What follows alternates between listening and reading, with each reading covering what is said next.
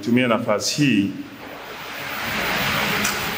kuungana na Watanzania kutoa pole za dhati kwa Katibu Mkuu wa Baraza la Maaskofu Katoliki Tanzania TEC, ndugu yetu Padri Dr. Charles Kitima, familia yake, Baraza la Maaskofu Katoliki Tanzania na watu wengine ambao wanakumbwa na matukio ya kihalifu.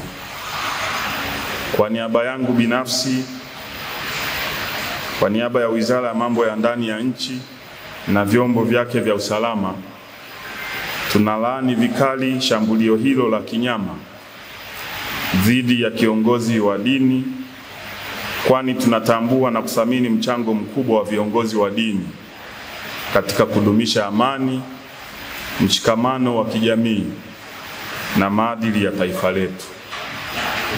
Tunamwombea Padri Dr. Charles Kitima uponaji wa haraka na urejeaji salama katika majukumu yake muhimu kwa taifa letu. Kama wote tunavyofahamu, wizara yetu ndiyo yenye jukumu la kusimamia usalama wa raia na mali zao, na kazi hii hufanywa na vyombo vya usalama ili kuhakikisha nchi yetu inaendelea kuwa katika hali ya amani, utulivu na usalama. Nichukue nafasi hii kukemea vitendo vyote ambavyo vinaonyesha ishara yoyote ile ya kutaka kuingiza taifa letu katika vurugu. Hili kamwe halikubaliki, halivumiliki, na tutachukua hatua kali sana za kisheria.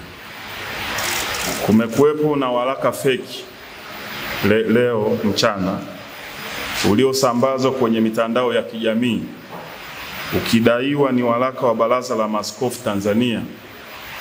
Baraza la Maaskofu Tanzania kupitia taarifa yake kwa umma imekanusha kuwa waraka huo haukutolewa na TEC na kuwataka wananchi, waumini na watu wote wenye mapenzi mema kupuuza kabisa waraka huo.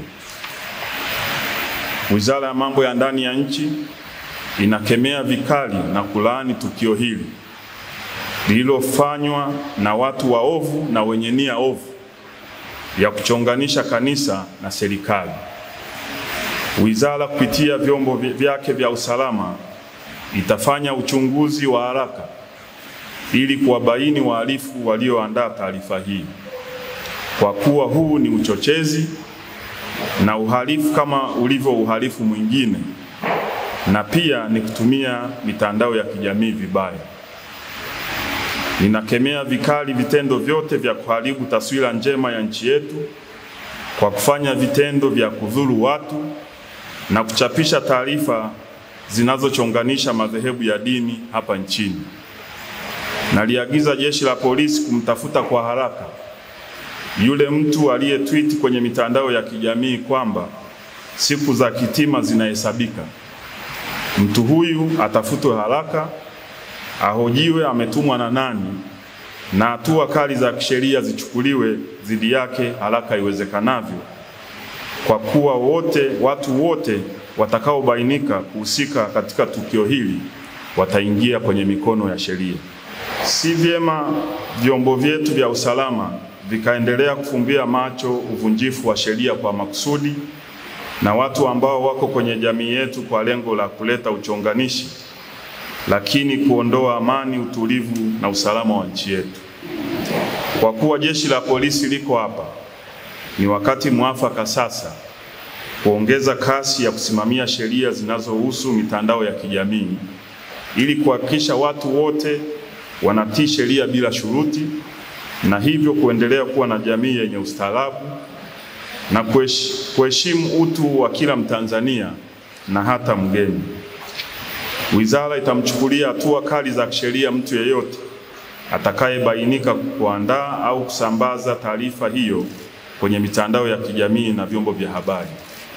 Vilevile, wizara inatoa onyo kwa wale wote wenye nia ovu kuacha kutumia vibaya mitandao ya kijamii, kwani sheria iko wazi na endapo utabainika, sheria itachukua mkondo wake. Ninawaagiza watendaji wote wa vyombo vya usalama na wizara kuhakikisha wanatekeleza wajibu wetu wa kusimamia usalama wa raia na mali zao kwa kuzingatia weledi, sheria za nchi na kuhakikisha nchi inaendelea kuwa salama.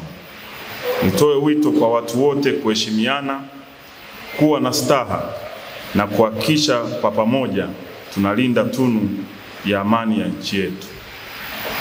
Niwahakikishie Watanzania wote kuwa nchi yetu ipo salama na niwasihi wananchi kuendelea kutii sheria za nchi bila shuruti ili nchi yetu iendelee kuwa ya amani, utulivu na usalama.